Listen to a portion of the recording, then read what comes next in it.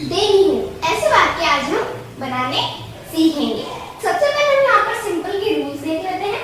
Simple के rules होते हैं सब्जेक्ट प्लस एसआरएम प्लस सूचना यानी इंफॉर्मेशन। तो चलिए फर्स्ट सेंटेंस से स्टार्ट करते हैं।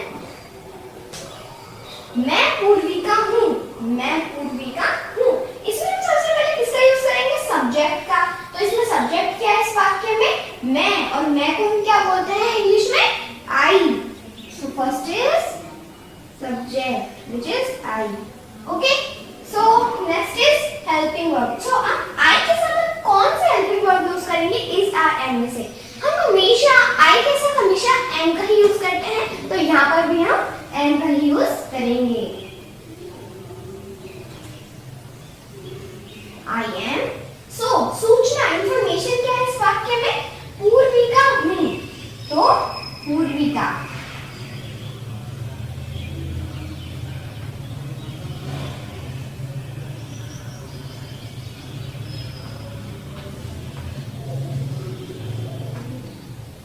I am Poorvika. मैं पूर्विका हूँ। नेक्स्ट इज मैं 12 साल की हूँ। मैं 12 साल की हूँ। इस वाक्य में सब्जेक्ट क्या है? मैं है। मैं को हम बोलते हैं I।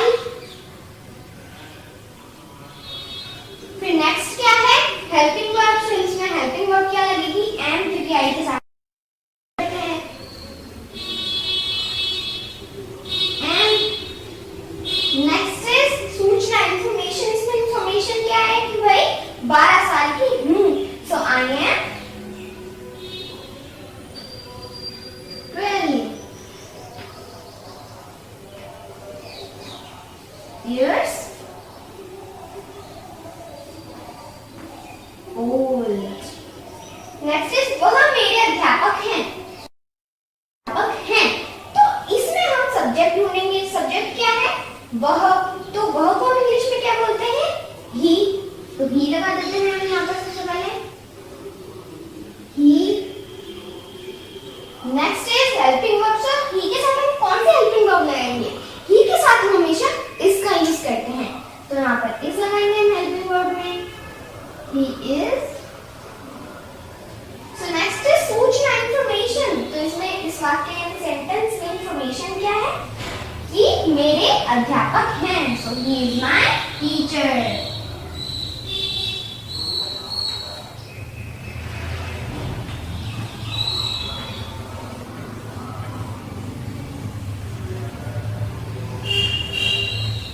Okay. So ग्राहक बाजार का राजा है। ग्राहक बाजार का राजा है। तो इसमें हम सबसे पहले सब्जेक्ट ढूंढेंगे। इसमें सब्जेक्ट क्या है? ग्राहक है।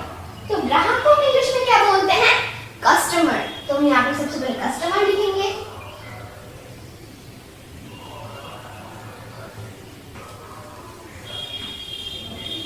Customer. Next is helping verb. So helping verb हम यहाँ पे कौन सी यूज करेंगे? इज, क्योंकि हम किसी भी नाम के साथ हमेशा इज का ही यूज करते हैं। So customer is. Next is सूचना information.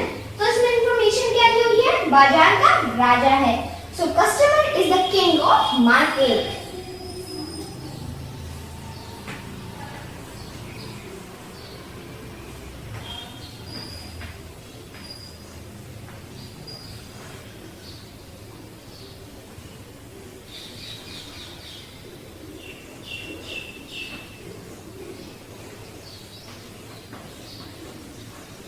Market.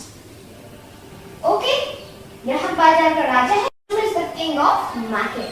So I hope आपको आज का टॉपिक बहुत अच्छे से समझ में